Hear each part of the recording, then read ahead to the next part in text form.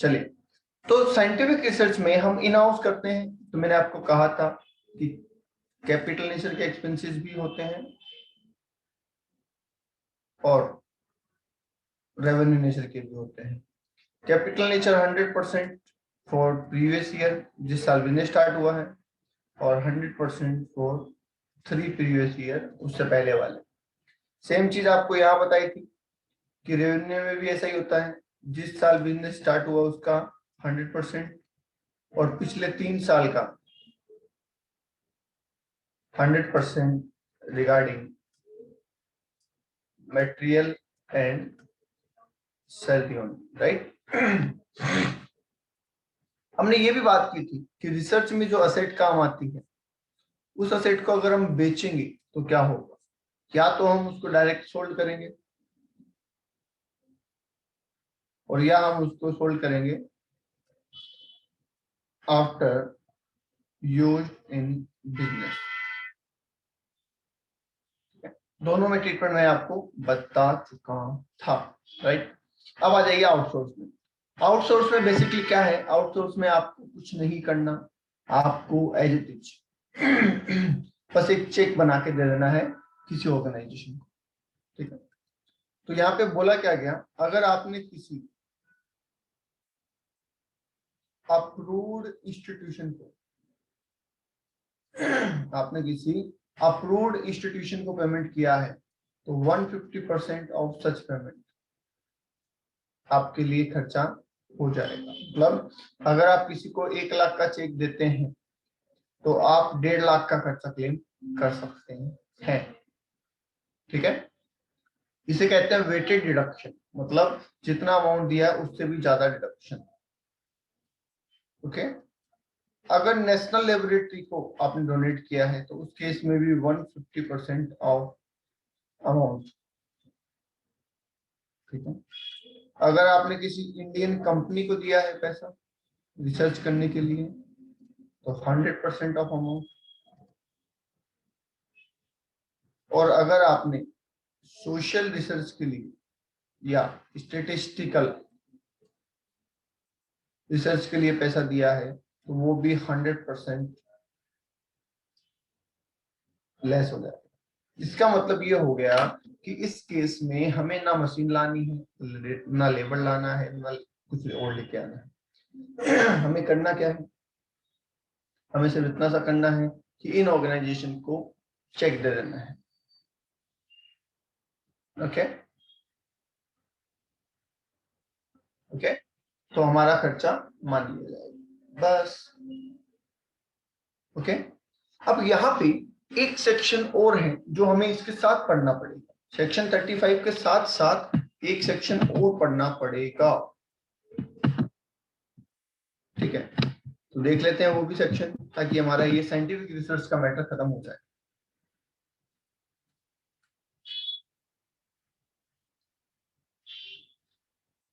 तो इसमें मैटर है, सेक्शन है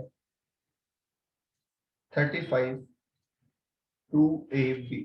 सेक्शन का नाम है सेक्शन 35 2AB, ठीक है। ये भी एक साइंटिफिक रिसर्च की बात कर रहा है और ये भी इन हाउस रिसर्च की ही बात कर रहा है। तो आप कहेंगे सर फिर फर्क क्या है, ये भी साइंटिफिक रिसर्च था, ये भी इन हाउस था, ये भी साइंटिफिक रिसर्च है, ये भी इन हाउस है। तो यहाँ पे क्या कहा गया है, यहाँ पे ये कहा गया है कि साइंटिफिक रिसर्च इन हाउस में बायोटेक, ऐसी कोई कंपनी जो बायोटेक्नोलॉजी में इन्वॉल्व है या बायो प्रोसेसिंग करती है कुछ, तो इन दैट केस उसके ऊपर ये सेक्शन अप्लीकेबल है। इसका मतलब मैं अगर एक कंपनी हूं और मैं बायो से रिलेटेड नहीं हूं तो क्या मुझ पे ये सेक्शन नहीं लगेगा, बताइए। नहीं, बिल्कुल नहीं लगेगा। ये स्पेशली किसके लिए है, बायो वालों के लिए। अब इसमें डिडक्शन देने का क्राइटेरिया क्या है, इसमें कहा गया कि लैंड के रिगार्डिंग आपको कोई डिडक्शन नहीं मिलेगी, बिल्डिंग के रिगार्डिंग कोई डिडक्शन नहीं मिलेगी, और बाकी जो एक्सपेंसेस है अदर एक्सपेंसेस उनकी डिडक्शन जरूर मिल जाएगी, और वो भी 150% ऑफ एक्सपेंसेस, एक्सपेंसेस का 150%, ओके। क्या इसमें करंट ईयर की बात चल रही है या प्रीवियस ईयर की भी बात चल रही है? इसमें करंट ईयर के ही खर्चों की बात चल रही है जिस साल बिजनेस स्टार्ट हुआ है, या फिर पुराने ईयर्स की भी बात चल रही है? नहीं, इसमें सिर्फ करंट ईयर की बात है, इसमें पुराने ईयर की कोई बात नहीं है, ओनली करंट ईयर, राइट। अब सेक्शन 35 और 35 2AB दोनों आपके सामने हैं और आपको दोनों समझा दिए गए। बताइए क्या दोनों समझ में आ गया आपको?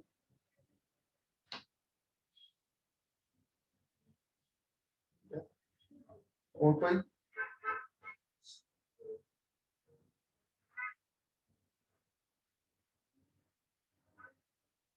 ज्यादा डिडक्शन प्रमोट करने के लिए आप, अगर हम आपको ज्यादा डिडक्शन नहीं देंगे तो आप डोनेट नहीं करोगे उस काम के लिए। हम चाहते हैं आप डोनेट करो, इसलिए हम आपको एक्स्ट्रा डिडक्शन दे रहे हैं।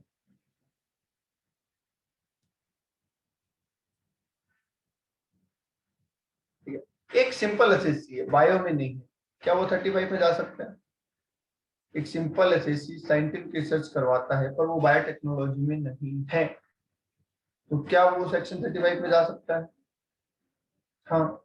क्या वो 35 2AB में जा सकता है? नहीं। ठीक है। अच्छा, एक एसएससी है और वो बायो में इन्वॉल्व और वो साइंटिफिक रिसर्च करवाता है, तो क्या वो 35 में जा सकता है? क्या वो 35 में जा सकता है? हाँ। क्या वो 35 2AB में जा सकता है? हाँ। 35 ने मना किया है क्या कि बायो वाला यहाँ नहीं आ सकता? क्या 35 ने मना किया है कि बायो वाला यहाँ नहीं आ सकता? नहीं, उसने कोई मना नहीं किया, उसके लिए तो ओपन है, कोई भी आ सकता है। इसका मतलब जो नॉर्मल बिजनेस में है वो सिर्फ सेक्शन 35 ही ले सकते हैं, और जो बायो में है वो दोनों सेक्शन का फायदा उठा सकते हैं।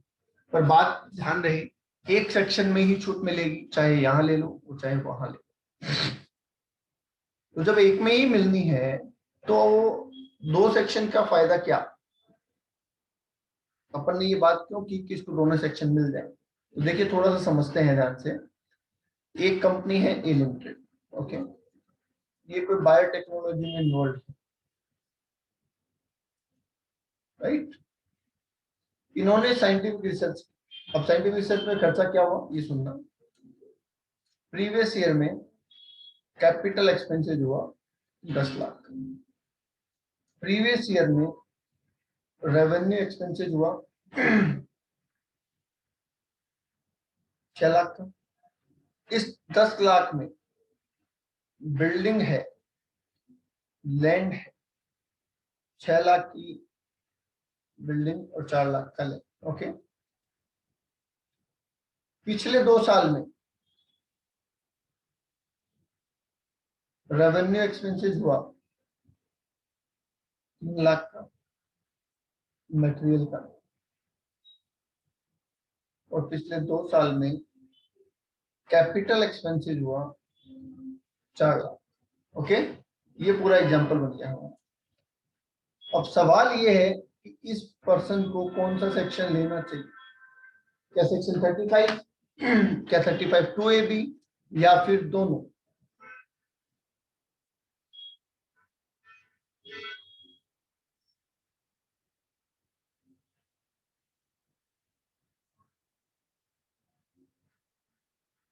देखिए, ये दोनों सेक्शन लेने के लिए एलिजिबल है, ये दोनों सेक्शन को अप्लाई करने के लिए एलिजिबल है, बिल्कुल।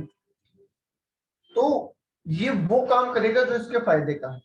पहले चलते हैं 35 2AB में, ठीक है। 35 2AB में लैंड की डिडक्शन मिलती है क्या?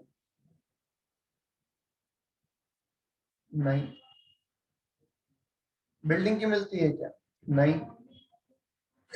करंट ईयर के रेवेन्यू की मिलती है क्या?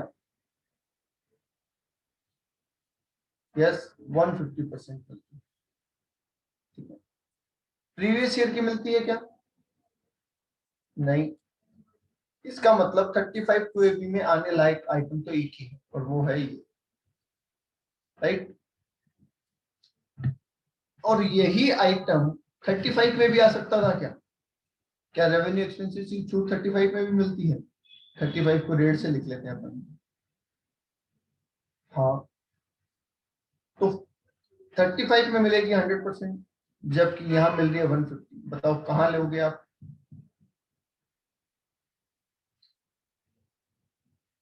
अगर ये खर्चा हम 35 में क्लेम करते हैं सेक्शन 35 में, तो 100% मिलता है, और 35 2AB में करते हैं तो 150 मिलता है। तो जाहिर सी बात है, हम क्या बोलेंगे?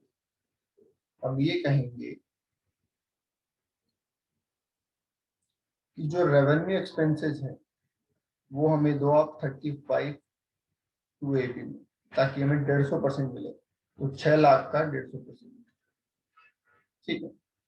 पिछले साल की छूट 2AB तो देता ही नहीं है।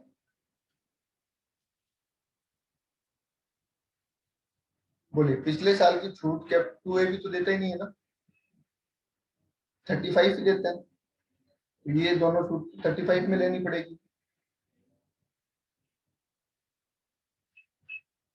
4 लाख या 3 लाख, 100%। 100% बोलो हाँ या ना?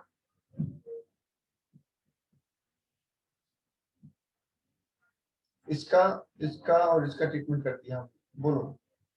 अब लास्ट बचा है प्रीवियस ईयर में कैपिटल एक्सपेंसेस, जिसमें है लैंड और बिल्डिंग। क्या 35 लैंड की छूट देता है?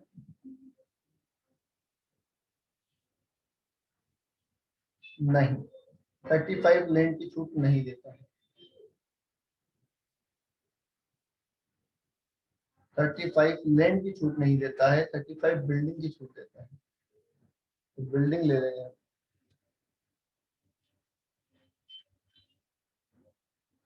6 लाख। ये फाइनल रिडक्शन आ गया। ठीक है, ये फाइनल रिडक्शन आ गया। बोलिए, बात समझ में आई? Any doubts?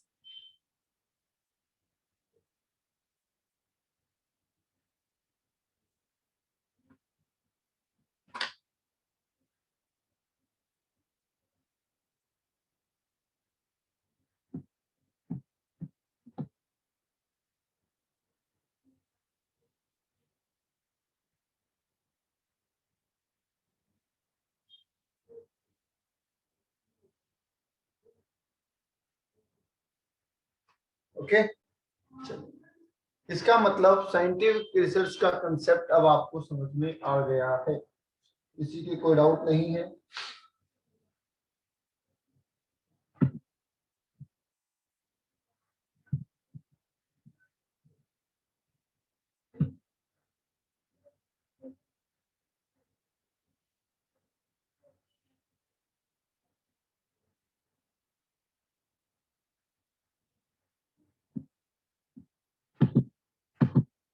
Okay,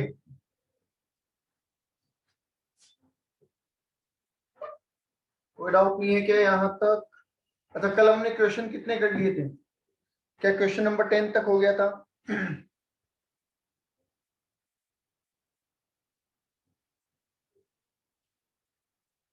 last class में हमने क्वेश्चन नंबर 10 तक सारे कर लिए। किसी को कोई डाउट है तो पूछ लो। किस किस ने नहीं किए, किस किस ने कितने कर लिए, वो मुझे बता दो एक बार।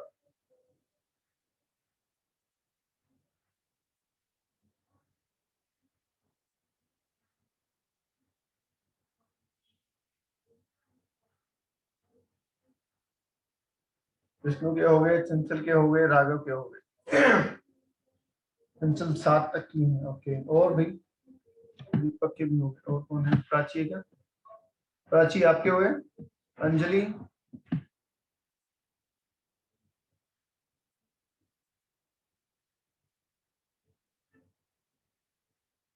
हाँ, पूछो पूछो पूछो।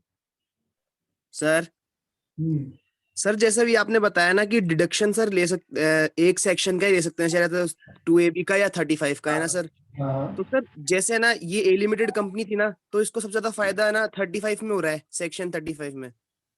नहीं, एक चीज के रिगार्डिंग एक में ले सकते हैं बेटा। इसका मतलब कि अगर रेवेन्यू एक्सपेंसेस है करंट ईयर के, हाँ सर। वो हमने 35 2AB में ले लिए, हाँ सर। वो 35 में नहीं ले सकते। अच्छा सर, मतलब रेवेन्यू एक्सपेंसेस का सिर्फ एक बार ले सकते हैं ना डिडक्शन, किसी भी एक सेक्शन से? किसी भी एक्सपेंसेस का एक सेक्शन में ले सकते हैं, ऐसा नहीं है दोनों में से लगेगा एक सेक्शन, हाँ लग सर। सकते हैं पर एक एक्सपेंसेस के रिगार्डिंग एक ही लगेगा। आप ऐसा नहीं कर सकते कि रेवेन्यू की छूट आपने 35 में भी ले ली और 35 2AB में भी ले ली। अच्छा सर, अच्छा सर। तो सर इसमें इसका मतलब इसने सेक्शन में ना रेवेन्यू की तो ले ली है ना 35 टू एबी से, और बाकी है ना 35 से ले ली। यस बिल्कुल सही, इसको मैक्सिमम फायदा हो जाएगा सर, अब है ना? बिल्कुल करेक्ट। Okay sir. ओके, और कोई?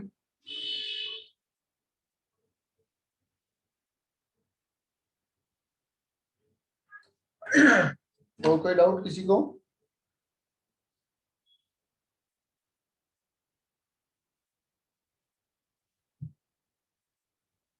चलिए नहीं है तो आगे चलते हैं, सेक्शन है हमारा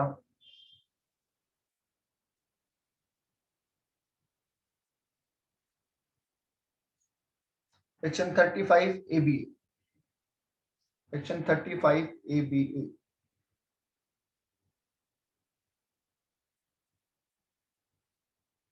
ओके, क्या कह रहा है सेक्शन 35 AB, ये सुनिए।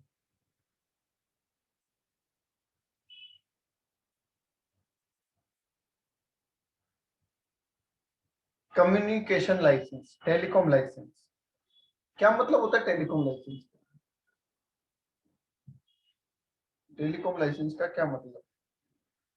जब भी कोई telecom company just like Airtel, Vodafone, Reliance etcetera, जब भी कोई टेलीकॉम कंपनी इंडिया में ऑपरेट करना चाहती है अपना नेटवर्क, तो उसे क्या करना पड़ता है? एक टेलीकॉम लाइसेंस लेना पड़ता है।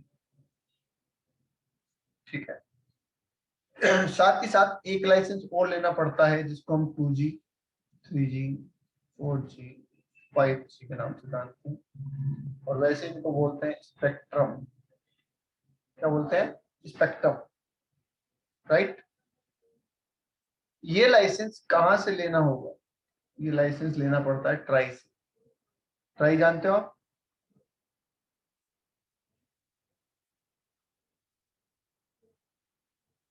हाँ जी, ट्राई का नाम सुना है?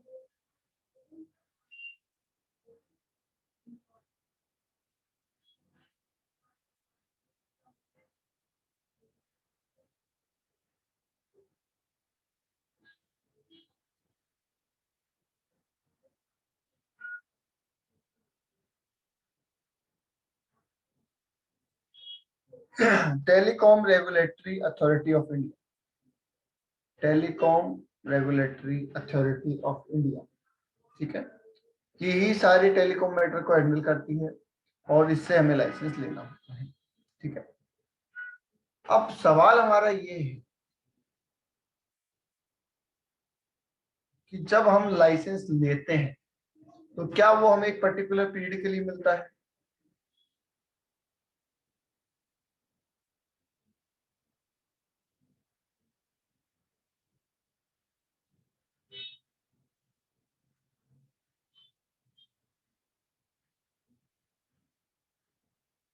यस, आपको जो लाइसेंस मिलता है वो पर्टिकुलर पीरियड के लिए मिलता है जिसको हम कहेंगे स्पेसिफिक लाइसेंस, ठीक है।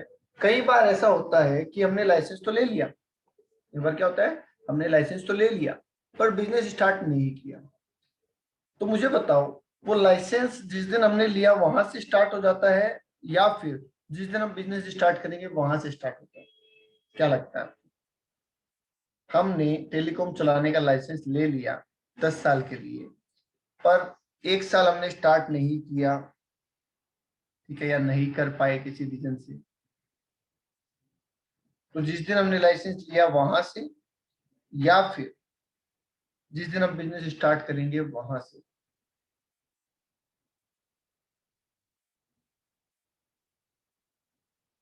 जिस दिन लिया होता है वहां से स्टार्ट होता है। जस्ट लाइक आपने मोबाइल में रिचार्ज करवाया, तो रिचार्ज की जो वैलिडिटी है वो रिचार्ज करवाने से स्टार्ट हो जाती है, चाहे आप उसको काम ले या ना ले। बोलिए, सही है?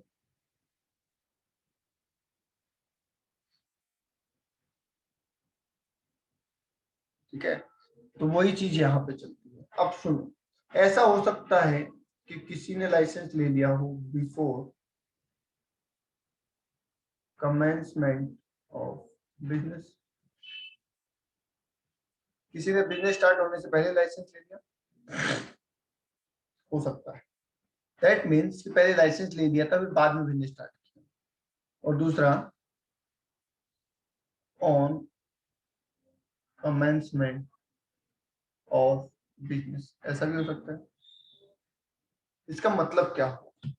इसका मतलब ये हुआ कि मैंने एक एग्जांपल लिख लेता हूं, मैंने 10 करोड़ रुपए का एक लाइसेंस लिया, ठीक, लाइफ है उसकी 10 साल, लाइफ है उसकी 10 साल।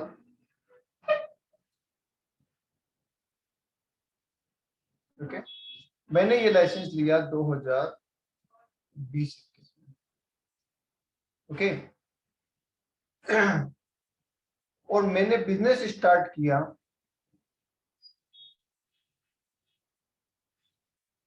2021-22।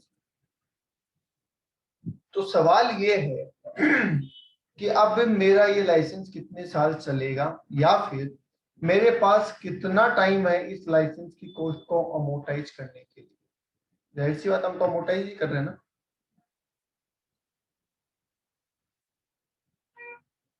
हम तो अमोर्टाइज ही कर रहे हैं ना। मेरे पास कितना टाइम है इसको अमोर्टाइज करने के लिए, कितने साल में मैं इसकी कॉस्ट को अमोर्टाइज कर सकता हूँ।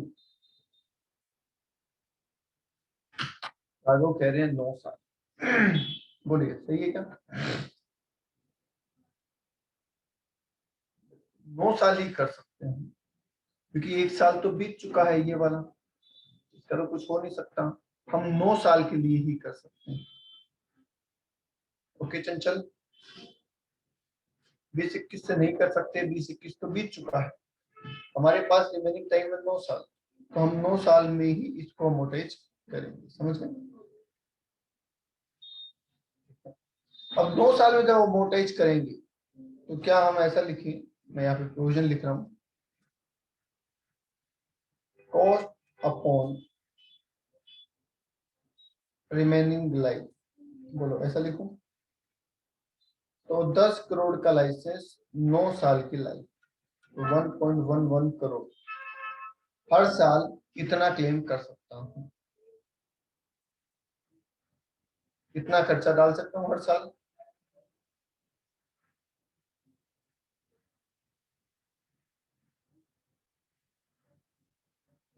बोलो ओके। अच्छा, यही लाइसेंस मैं बिजनेस को स्टार्ट करने के साथ ही लेता, मतलब जिस साल लाइसेंस लिया उसी साल बिजनेस भी स्टार्ट कर देता, तो क्या मैं ये लिखता कॉस्ट अपॉन लाइफ, क्योंकि पूरी पड़ी अभी तो। समझ गए? तो इस साल लाइसेंस लिया और इसी साल स्टार्ट कर लिया तब तो 10 साल में मिल जाएगी, इस साल लिया और अगले साल स्टार्ट किया तो 9 साल में मिल जाएगी। बताओ, डाउट है इसमें? क्योंकि हमें तो अपना अल्टीमेटली 10 करोड़ का खर्चा पेंडर में डालना है, 10 साल अवेलेबल है तो 10 साल में डाल देंगे, 10 साल अवेलेबल नहीं है तो 9 साल में इक्वल कर देंगे।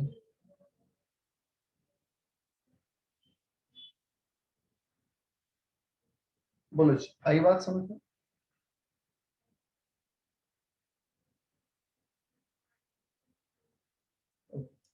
अब नेक्स्ट पॉइंट इसमें कह रहा है कि डिडक्शन जो अलाउ होगी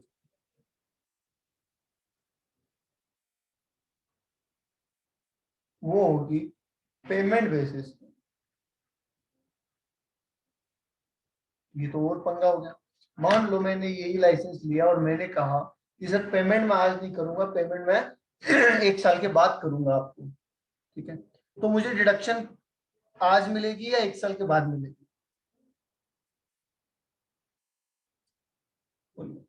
मैंने लाइसेंस तो आज ले लिया, ठीक है, काम भी आज ही स्टार्ट कर दिया, पर हुआ क्या, मैंने कहा कि जब पेमेंट मेरे पास आज नहीं है, पेमेंट मैं आपको अगले साल करूंगा। गवर्नमेंट ने कहा ठीक है, तो मुझे डिडक्शन आज मिलेगी या अगले साल मिलेगी? 1 साल बाद मिलेगी। चलो एक एग्जांपल और लिख दो, कॉस्ट कितनी लूं आप बोलो, चलो आप बोलो जो वो ले लेंगे, कॉस्ट बता दो, लाइफ बता दो, ठीक है, पोस्ट 7 लाख, ओके। चंचल कह रही है पोस्ट 7 लाख, लाइव बोलो 10 साल 5 साल। चलो, अब ये 7 लाख का पेमेंट भी आपने एक साथ नहीं किया, टुकड़ों में किया। कौन से साल में लिया लाइसेंस? 2020-21 ले लेते हैं, ठीक है।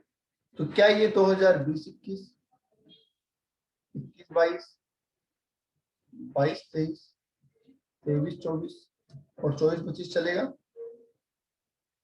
यस। आपने इसका पेमेंट भी 2 किस्तों में किया, एक तो कर दिया 2020-21 में 3 लाख रुपए, और एक पेमेंट किया 2022-23 में 4 लाख रुपए। बोलिए, हो सकता है ऐसा? सारी चीजें मैंने कवर कर ली, कुछ नहीं छोड़ा।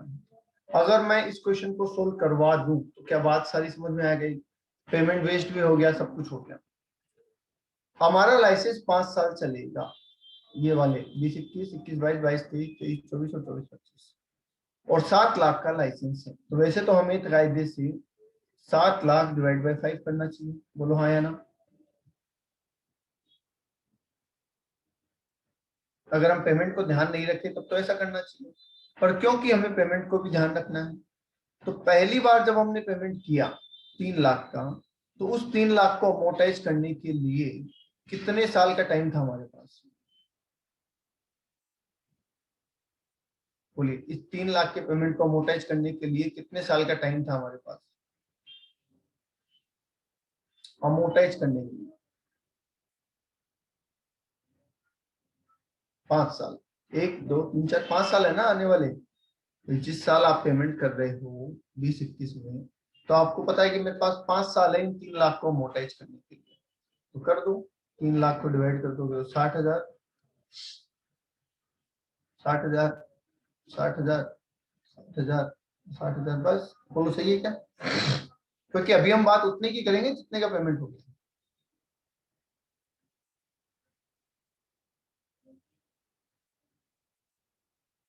चलिए, अब आ जाइए 22-23 में 4 लाख का पेमेंट।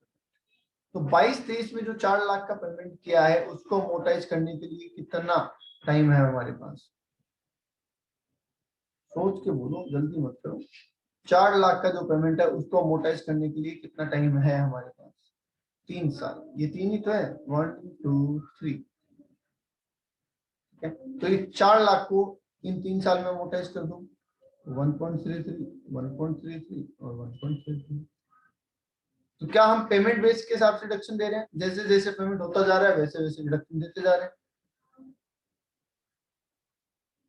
तो पहले साल 60,000 की मिलेगी, दूसरे साल 60,000, तीसरे साल 1.93, चौथे साल 1.93 और पांचवें साल 1.9। राइट?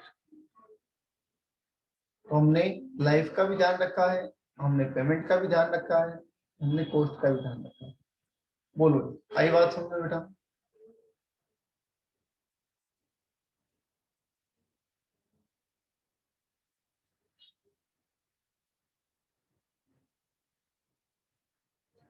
आपकी बुक में क्वेश्चन है इसका 12, 13, 12, 13, 14, या इसके एक आधा आगे पीछे हो सकता है। इसी लाइसेंस का क्वेश्चन है, एक बार उसको ट्राई करें, और इतना ही करें, ये टेबल बनानी है खाली आपको, सिर्फ ये टेबल बनानी है। उसमें हो सकता है आगे भी पूछा होगा, पर आपको सिर्फ ये टेबल बनानी है उन क्वेश्चन की। कर सकते हैं?